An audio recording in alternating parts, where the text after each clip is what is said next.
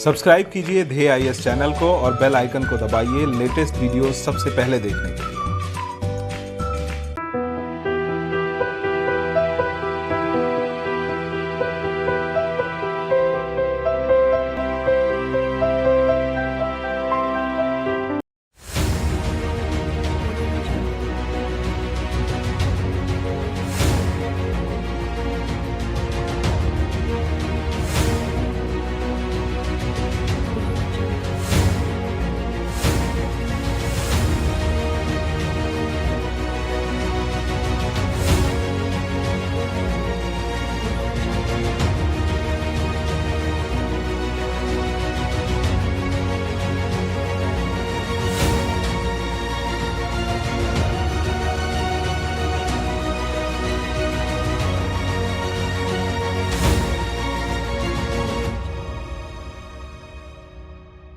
नमस्कार, मैं सुनील वर्मा ध्येय आईएएस टीम की ओर से आपका स्वागत करता हूं ध्येय टीवी पर।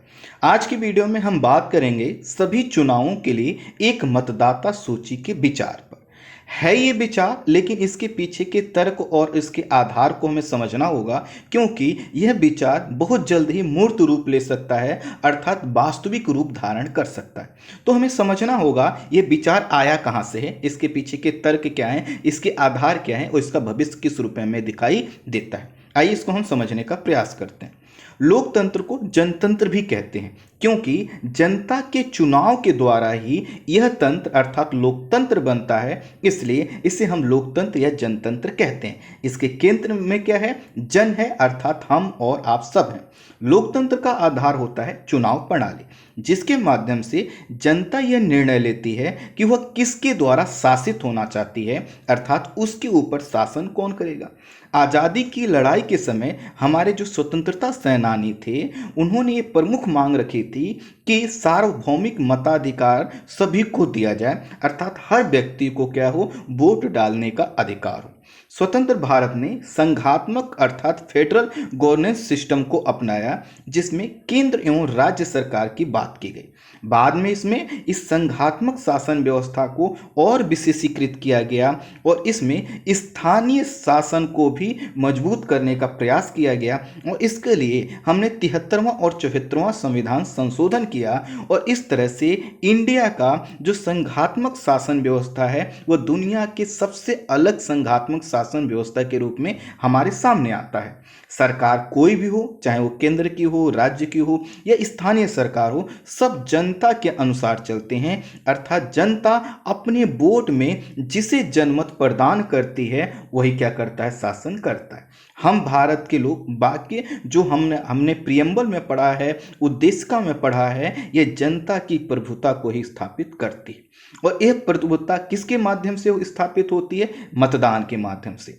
मतदान क्या है? निर्णय लेने या अपने विचार प्रकट करने की एक विधि है, जिसके द्वारा व्यक्ति अपने ऊपर शासन करने वाले लोगों का चुनाव करता है। स्वतंत्र भारत में एक निष्पक्ष चुनाव कराने की जिम्मेदारी दो स्वतंत्र जो है कि प्राधिकारों, एक तो है भारत निर्वाचन आयोग अर्थात इलेक्शन कमीशन ऑफ इंडिया और दूसरा राज्य निर्वाचन आयोग अर्थात स्टेट इलेक्शन कमीशन को दी गई है इसकी जिम्मेदारी। अर्थात जितने भी चुनाव हों निष्पक्ष हों, लोगों की उसमें अधिक से अधिक भागीदारी हो, इसके लिए इलेक्शन कमीशन ऑफ इंडिया और स्टेट इलेक्शन कमीशन दो जो है कि संस्थाएं जिम्मेदार। संविधान का जो अनुच्छेद 324 है, इसमें निर्वाचन आयोग, कौन सा निर्वाचन आयोग? केंद्र का जो निर्वाचन आयोग है, तो उसको भारत का जो निर्वाचन आयोग है उसको हम सामान्यतः निर्वाचन आयोग के नाम से ही बोलते हैं। तो निर्वाचन आयोग का जो प्रावधान है अनुच्छेद 324 में किया गया है, जो क्या करता है? संसद, राज्य विधानमंडल, राष्ट्रपति और उपराष्ट्रपति पद के लिए चुनाव को संपन्न करवाता है। फिर से ध्यान दीजिएगा कि आखिर यह जो इलेक्शन कमीशन ऑफ इंडिया है किसके किसके चुनाव कंडक्ट करवाता है? संसद है, राज्य विधानमंडल है, राष्ट्रपति है और उपराष्ट्रपति पद के जो चुनाव होते हैं उनको संपन्न करवाता है। इसके लिए चुनाव आयोग की हमने स्थापना की थी और वह की थी 25 जनवरी 1950 को। और इसी तरह से हमारे भारतीय संविधान के अनुच्छेद 243 के अधीन राज्य निर्वाचन आयोग के गठन का भी क्या किया गया है? बात की गई है। और राज्य जो है निर्वाचन आयोग की भी कुछ जिम्मेदारियां हैं। इनकी जिम्मेदारियां क्या हैं कि जो हमारे जितने भी राज्य हैं, संघ शासित क्षेत्र हैं, यहाँ पर जो निगम होंगे, जो नगर पालिकाएं होंगी, जो जिला परिषद होंगे, जो जिला पंचायत होंगे, जो ग्राम पंचायत होंगे, या जो भी स्थानीय निकाय और स्थानीय शासन से संबंधित जो चुनाव हैं उनको कंडक्ट करवाने की जिम्मेदारी राज्य निर्वाचन आयोग को दी गई। तो आप देख रहे होंगे कि जो भारत का निर्वाचन आयोग है, जो केंद्र का निर्वाचन आयोग है, वह अलग जिम्मेदारी का निर्वहन करता है और राज्य निर्वाचन आयोग अलग जिम्मेदारी का निर्वहन करता है। वर्ष 1992 में संसद द्वारा जो है कि 73वें और 74वें संवैधानिक संशोधन को पारित किया गया। यहाँ पे 13वें लिखा है, टाइपिंग एरर है। तो 73वें और 74वें संविधान संशोधन को हमने शामिल किया था। तो पूरा टॉपिक इसी से जुड़ेगा, थोड़ा सा हम इसमें बहुत ब्रीफ में समझ लेते हैं। 73वां संविधान संशोधन ग्रामीण स्थानीय सरकार से संबंधित है, तो जो 74th अर्थात 74वां संविधान संशोधन है वह शहरी स्थानीय निकाय से संबंधित है। 24 अप्रैल 1993 को 73वां संविधान संशोधन अधिनियम लागू हुआ। इसी कारण प्रत्येक साल हम 24 अप्रैल को राष्ट्रीय पंचायत दिवस के रूप में इसको सेलिब्रेट करते हैं। और जो 73वां संविधान संशोधन किया गया तो दरअसल वह इसलिए करना पड़ा क्योंकि 73वें संविधान संशोधन से पूर्व कई स्थानों पर चुनावों की कोई भी प्रत्यक्ष एवं औपचारिक प्रणाली नहीं थी। अर्थात चुनाव प्रत्यक्ष रूप से होंगे, हमेशा कितने टाइम इंटरवल पर होंगे, किस तरह से होंगे, उनकी कोई बहुत अच्छी प्रणाली नहीं थी। लेकिन इस संशोधन के माध्यम से यह व्यवस्था की गई कि अब सभी स्तरों पर, अर्थात जो भी आपने ब्लॉक देखा होगा, जिला स्तर देखा होगा, गाँव के स्तर पर देखा, सभी स्तरों पर चुनाव सीधे जनता करेगी और प्रत्येक पंचायती निकाय की जो अवधि होगी वो 5 वर्ष की होगी। और इसी के लिए क्या किया गया, संविधान संशोधन का सहारा लिया गया। राज्यों के लिए इस संविधान संशोधन के द्वारा यह भी अनिवार्य कर दिया गया कि वे राज्य चुनाव आयुक्त की नियुक्ति करेंगे। और राज्य चुनाव आयुक्त की जो नियुक्ति होगी वह इसलिए किया जाएगा ताकि राज्य चुनाव आयोग क्या कर सके, अपने पदों का यूज करते हुए, अपनी शक्तियों का यूज करते हुए जितने भी स्थानीय निकाय हैं उनकी जो चुनाव है वह निष्पक्ष तरीके से, स्वतंत्र तरीके से और समय पर करा सके। ठीक इसी तरह से जो 74वां संविधान संशोधन था वह 1 जून 1993 अर्थात 1 जून 1993 को प्रभावी हुआ और इसमें भी वही प्रत्यक्ष चुनाव प्रणाली को अपनाया गया। अर्थात स्थानीय शासन से संबंधित यह जो 2 संशोधन थे, 73वां और 74वां संविधान संशोधन, इसकी जो जिम्मेदारी किसको दी गई है, राज्य निर्वाचन आयोग को दी गई। अब इस तरह से अगर हम देखें तो स्थानीय ये जो शासन होते हैं, जो निर्वाचन होते हैं, यह क्या होते हैं, समाज के अंतिम व्यक्ति की भागीदारी सुनिश्चित करने के लिए काफी महत्वपूर्ण होते हैं। अब देखिए, जब गांव के ही स्तर पर आप चुनाव करते हैं, प्रधान से लेके जो भी उसके प्राधिकारी हैं, तो उन पर क्या होता है, दबाव होता है। आप ये कह सकते हैं कि वो दबाव जरूर होता है लेकिन बहुत ज्यादा प्रभावी नहीं होता। लेकिन कई जगहों पर स्थानीय स्वशासन या स्थानीय शासन की जो व्यवस्था, इसने काफी अच्छा कार्य किया है। दूसरा, इससे क्या होता है, स्थानीय जो मुद्दे होते हैं इनका समाधान करना काफी अच्छा होता है, इसलिए इनका समय पर चुनाव होते रहना जरूरी है। अब देखिए क्या हुआ है कि राज्य निर्वाचन आयोग को स्थानीय निकाय चुनावों के लिए भारत निर्वाचन आयोग से अपनी अलग निर्वाचन नामावली तैयार करने की स्वतंत्रता है। निर्वाचन नामावली से तात्पर्य उस नामावली से है जिसमें क्या होता है कि लोगों को यह बताया जाता है कि आप मतदाता सूची में शामिल हैं। अर्थात जो केंद्र का या जो भारत सरकार का जो निर्वाचन आयोग है उसके द्वारा जो बनाई गई निर्वाचन नामावली है, मतदाता सूची है, उसी का प्रयोग राज्य निर्वाचन आयोग करे उसके लिए जरूरी नहीं है। अर्थात राज्य निर्वाचन आयोग अपनी मतदाता सूची को बना सकता है और इस तरह से जब वह उसको ये स्वतंत्रता है कि वह अपना जो है कि मतदाता सूची बनाए और साथ ही साथ निर्वाचन आयोग अर्थात इलेक्शन कमीशन ऑफ इंडिया के साथ इस मामले में कोई समन्वय स्थापित करने की बाध्यता उसके पास नहीं है। बाध्यता नहीं है तो इसका मतलब क्या है, वो स्वतंत्र है। तो इस तरह से क्या होता है, प्रत्येक राज्य जो है क्या करता है, अपने यहाँ पे निर्वाचन आयोग से संबंधित राज्य कुछ राज्य नियम बनाता है और इन्हीं नियमों के तहत जो राज्य निर्वाचन आयोग है वह क्या करता है, मतदाता सूची का निर्माण करता है और मतदाता सूची का निर्माण इसलिए करता है क्योंकि कई राज्यों ने यह नियम बना रखे हैं कि राज्य का जो निर्वाचन आयोग है वह अपनी अलग मतदाता सूची बनाएगा। किससे अलग? जो हमारा प्रमुख जो निर्वाचन आयोग है, ये इलेक्शन कमीशन ऑफ इंडिया है, वह उससे अलग अपना बनाएगा। वहीं कुछ राज्यों ने कह रखा है कि नहीं, आपको नई जो है कि ये निर्वाचन नामावली या मतदाता सूची बनाने की जरूरत नहीं है। जो केंद्र के द्वारा बनाई गई निर्वाचन नामावली है, मतदाता सूची है, आप उसको क्या कर सकते हैं? यूज कर सकते हैं। तो अब देखिए दोनों जगह पे क्या है। अच्छा, आप कहेंगे कि मैं निर्वाचन शब्द यूज क्यों कर रहा हूं? तो निर्वाचन का मतलब यही है कि व्यक्ति कहीं का जब मतदाता होगा तभी तो कहीं पे भी उसके पास वोटर आईडी तो होगा ना, तभी कहीं वो चुनाव लड़ेगा।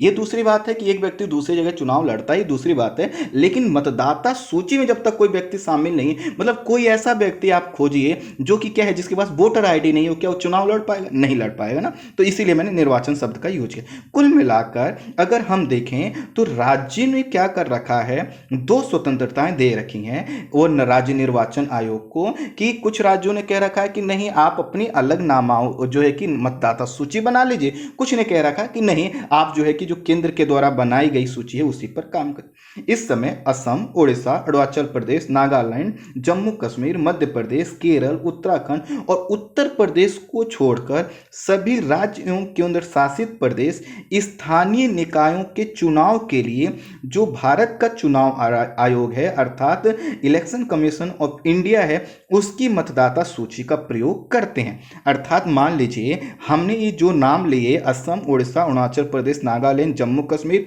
मध्य प्रदेश, केरल, उत्तराखंड और उत्तर प्रदेश से अलावा किसी राज्य में यदि स्थानीय निकाय के लिए चुनाव होते हैं तो वहां पर मतदाता सूची कौन सी प्रयोग की जाएगी?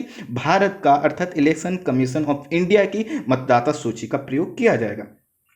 अब भारतीय जो निर्वाचन आयोग है, जैसा कि मैंने बताया, संसद, विधानमंडल, राष्ट्रपति, उपराष्ट्रपति के लिए चुनाव के लिए क्या करता है, जो है कि मतदाता सूची तैयार करता है और उनको मतदाता पहचान पत्र जारी करता है। इस तरह से अगर हम देखें तो ये जो है कि क्या हो रहा है कि अनेक राज्यों में, जिनका मैंने जिक्र किया, अनेक राज्यों में दो मतदाता सूची बनाई जा रही है, एक केंद्र के द्वारा, दूसरा राज्य के द्वारा। अब सोचिए अगर हम कहें कि मान लीजिए हम उत्तर प्रदेश, उत्तराखंड या जो है कि मध्य प्रदेश, इनका किसी का उदाहरण लेते हैं। यदि यहाँ पर क्या होगा, विधानसभा का चुनाव होगा या फिर यहाँ पे लोकसभा का चुनाव होगा, तो केंद्र के द्वारा जो मतदाता सूची है उसका प्रयोग किया जाएगा। लेकिन यदि यहाँ पे प्रधानी अर्थात जो पंचायती व्यवस्था है उसका चुनाव होगा तो राज्य के द्वारा बनाया गया जो मतदाता सूची है उसका प्रयोग करना होगा। तो आप क्या समझ पा रहे हैं कि व्यक्ति मैं ही हूं, मैं अपने गांव का लेकर मान लीजिए एग्जांपल देता हूं, मैं ही हूं जिसको लोकसभा और विधानसभा में भी जो है कि वोट डालना है और मुझे पंचायती व्यवस्था के तहत अपने जो जिसको व्यक्ति को मैं प्रधान चुनूंगा उसके लिए वोट डालना है। तो देखिए इसी मेरा ही क्या होगा, मतदाता सूची दो लोग तैयार कर रहे हैं, केंद्र के स्तर पर जो भारत का निर्वाचन आयोग है और राज्य के स्तर पर जो राज्य निर्वाचन आयोग। तो इस तरह से क्या होता है, मतदाता सूची के निर्माण में दोहराव का कार्य हो रहा है, एक ही व्यक्ति के दो लोग मतदाता सूची बना रहे हैं। और इससे क्या हो रहा होगा, यह मतदाता सूची आसानी से तो नहीं बनती होगी, इसमें संसाधनों की क्या होती है, काफी बर्बादी होती है, चाहे मैनुअल रूप में देखें या फिर जो है कि फाइनेंशियल रूप में देखें, कई तरह से क्या होती है, संसाधनों की बर्बादी होती है। कई बार ऐसा भी देखा गया है कि केंद्र और राज्य दोनों स्तरों पे अलग अलग मतदाता सूची होती है। एक व्यक्ति का नाम केंद्र में है लेकिन जो है कि क्या होता है, राज्य वाले में नहीं, किसी का राज्य वाले में है, केंद्र वाले में नहीं है। और साथ ही साथ आपने देखा होगा कि हमेशा इनको अपडेट करना पड़ता है, तो जो अपडेट करना होगा तो दोनों स्थानों पर अपडेट करना पड़ेगा, तो इसमें फिर से क्या होगा, समय।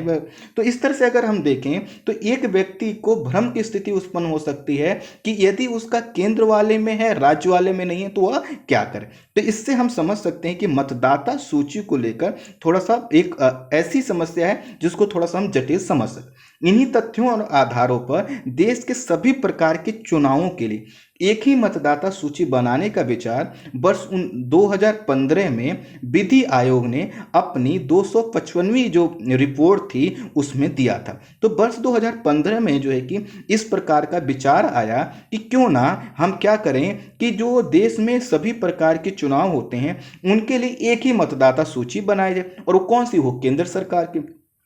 हालांकि इससे पहले ये विचार आ चुका था, लेकिन बहुत मजबूत तरीके से नहीं आया था। यह आया था 1999 और 2004 में, और यह विचार खुद जो है कि भारत के निर्वाचन आयोग ने दिया था, अर्थात इलेक्शन कमीशन ऑफ इंडिया ने दिया था कि ये जो दोहराव हो रहा है इसको रोका जाए, और क्यों ना हम क्या करें, एक ऐसी मतदाता सूची बनाएं जो हर चुनाव के लिए क्या हो सके, यूज हो सके।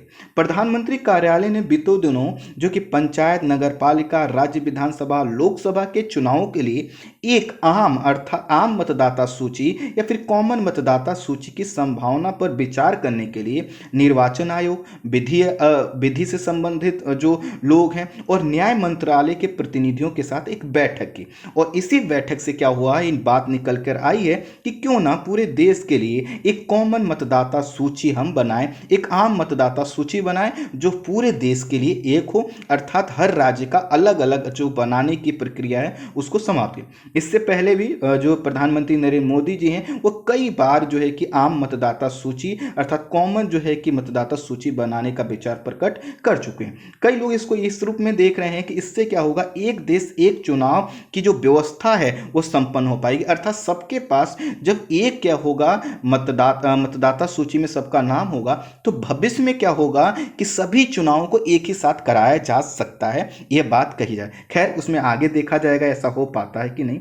यदि ये संभव हो पाता है तो इससे क्या होगा, चुनाव की जो जटिलता है वो कम होगी। क्यों कम होगी, क्योंकि आप देखिए हर बार क्या होता है, जब भी स्थानीय निकाय के चुनाव होते हैं या जो भी लोकसभा विधानसभा, तो हर समय अपडेट करना पड़ता है, तो इसमें थोड़ा सा हमें सहूलियत होगी, खर्चा कम हो जाएगा, व्यक्तियों को भी क्या होगा, आसानी होगा, एक भ्रम नहीं रहेगा कि उसको केंद्र वाले मतदाता सूची में अपने आप को चेक करना है या राज्य वाले में।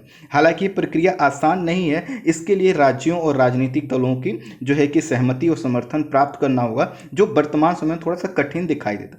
इसलिए दो विकल्प हैं, और दो विकल्प ये हैं कि पहला तो विकल्प ये है कि जो निर्वाचन आयोग है अर्थात भारत सरकार का जो निर्वाचन आयोग है वह या फिर भारत सरकार अलग अलग या फिर दोनों मिलकर या किसी भी तरह से क्या करें, राज्यों को इस बात के लिए तैयार करें कि वह अपने कानूनों में संशोधन करें और स्थानीय चुनावों के लिए क्या करें, निर्वाचन आयोग की मतदाता सूची को वो अपना लें। तो इस तरह से क्या हो सकता है कि निर्वाचन आयोग भी राज्यों से अपील कर सकता है, उनसे बातचीत कर सकता है, और भारत सरकार भी ऐसा कर सकती है। दूसरा विकल्प यह है कि संविधान संशोधन किया जाए, और संविधान संशोधन क्या किया जाए, अनुच्छेद 243 के और 243 जेड ए में संशोधन करके देश के सभी चुनावों के लिए एक समान मतदाता सूची को अनिवार्य किया जाए। अब ये जब समान मतदाता सूची को अनिवार्य किया जाएगा तो इसका मतलब क्या है, केंद्र वाली मतदाता सूची को अपनाया जाए। यह दोनों अनुच्छेद जो कि स्थानीय चुनाव से संबंधित हैं, जिसमें मतदाता सूची तैयार करने और स्थानीय निकायों के संचालन का प्रावधान है। इसीलिए कहा जा रहा है कि अगर पहला विकल्प यूजफुल नहीं हो पाता, किसी तरह से इफेक्टिव नहीं हो पाता, और फिर भी सरकार को लगता है कि ऐसा करना है, तो यहां पर संविधान संशोधन करना होगा।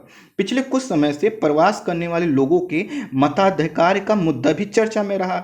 दरअसल हमें पता है कि कई लोग प्रवास करके दूसरे राज्य में जाते हैं, दूसरे राज्य में चले गए, उनके पास जो मतदाता सूची थी, मतदाता सूची में जो नाम है उनका किसी दूसरे राज्य में है जहां से वो आए थे। अब जहां पर वो हैं वहां पर उसका प्रयोग नहीं कर सकते हैं। और हमारे यहाँ पर अगर एक चीज देखिए, 91.05% जो है कि रजिस्टर्ड मतदाता हैं, और इसमें से मात्र 67.4% लोगों ने वर्ष 2019 के चुनाव में भाग लिया।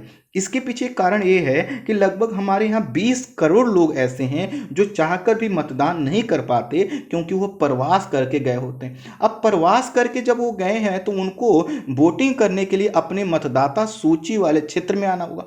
तो क्यों ना ऐसा किया जाए कि पूरे देश के लिए सभी चुनावों के लिए एक मतदाता सूची हो। दूसरा कि सभी हमारे जो मतदाता सूची है उसको इतना अपडेट कर दिया जाए, सभी जितने भी हमारे यहाँ के जो मतदाता सूचियों की लिस्ट है हर प्लेटफॉर्म पे उपलब्ध हो, और हर जगह जहां पर भी चुनाव हो, मान लीजिए मैं यूपी से रहने वाला हूं, मैं दिल्ली में हूं और दिल्ली में चुनाव होते हैं तो मुझे वहां ना जाना पड़े, मैं अपने वोट का, अपने मत का प्रयोग दिल्ली में ही रह के कर सकूं। यह कब होगा, जब एक ऐसी मतदाता सूची होगी जिसको यहां पर वेरीफाई किया जाए, और वेरीफाई करने के लिए क्या होगा, जो भारत का निर्वाचन आयोग होगा अगर उस पर मेरा नाम होगा तो मैं वैलिड हूंगा, नहीं तो नहीं होगा। तो यह एक तरीका अपनाया जा सकता है। तो कुल मिलाकर यदि एक समान मतदाता सूची तैयार होती है तो इसका जो अगला चरण होगा वह एक देशर एक वोटर कार्ड का जो सिस्टम है वैसा होगा। अर्थात एक व्यक्ति है तो उसका एक वोटर कार्ड होगा और वह वोटर कार्ड का मतलब है मतदाता सूची में उसका नाम होगा और कहीं भी उसका प्रयोग कर सकता है। जैसे हमने देखिए one nation one ration card की तरह ही अब हम आगे बढ़कर क्या सोच सकते हैं, one nation one voter card के मताधिकार के क्षेत्र में हम क्रांतिकारी परिवर्तन ला सकते हैं। तो कुल मिलाकर सभी चुनावों के लिए एक मतदाता सूची का जो विचार है अभी चर्चा में बना हुआ है। आने वाले समय में जो वर्तमान की सरकार है उसकी मंशा इसको एग्जीक्यूट करने को, इसको प्रभावित करने को, तो बहुत जल्दी हमें इसका जो है कि अमूर्त रूप स्वरूप दिखाई दे सकता है। आई होप आप पूरे टॉपिक को समझ पाए होंगे। इस वीडियो के लिए इतना ही। Thank you so much.